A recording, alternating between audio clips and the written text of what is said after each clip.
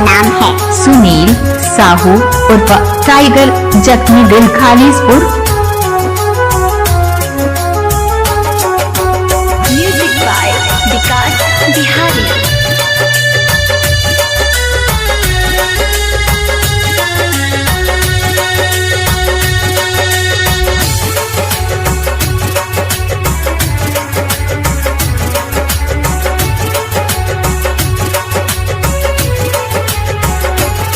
सोचल है ना रही तुम रुलाओगी, सोचल है ना रही तुम रुलाओगी। सच कहता हूँ तुम पछताओगी, सच कहता हूँ तुम पछताओगी। सोचल है ना रही तुम रुलाओगी, सोचल है ना तुम रुलाओगी। सच कहता हूँ तुम पछताओगी, सच कहता हूँ तुम पछताओगी।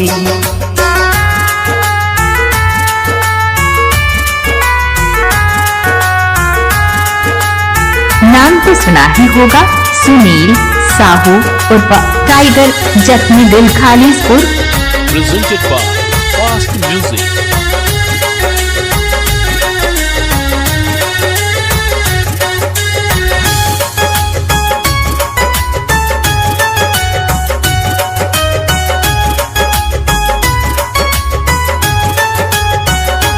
जैसे पतझड़ झरे लोर वो सही ढारे, काहे तोहरा ना तनिको बुझाला।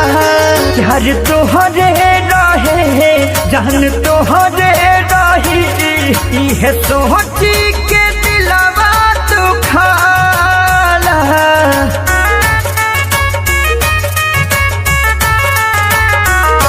जैसे पतझड़ झरे लोर वो सही ढारे, काहे तोहरा ना तनिको बुझाला। प्यार तोहरे रहे जान तोहरे रही, इहे सोची के दिलवा दुखाला। जियब का तोहरा बिन कैसे काटी हमर दिन, छोड़ कर जब तुम मुझको जाओगी, छोड़ कर जब तुम मुझको जाओगी। तो मेरे बिना न रह पाओगी, तुम तो मेरे बिना न रह पाओगी। सोचल है ना रही तुम रुलाओगी, सोचल है ना रही तुम रुलाओगी। सच कहता हूँ तुम पछताओगी, सच कहता हूँ तुम पछताओगी।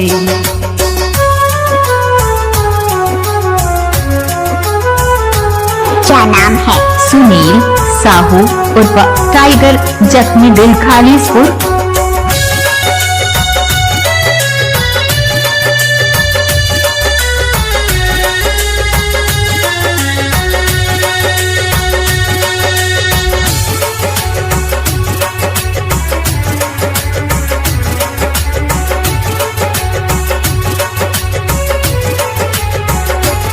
नहीं जियलो जाला नहीं मुवलो जाला, भैली रिश्त से कौन कसूर हो।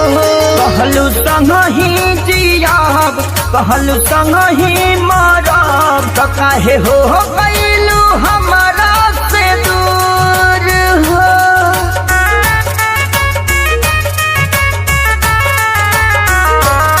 नहीं जियलो जाला नहीं मुवलो जाला, भइल अखिल से कौन कसूर हो। कहलू संग ही जियाब, कहलू संग ही मरब, तो काहे हो गइलू हमारा से दूर हो। छोड़ के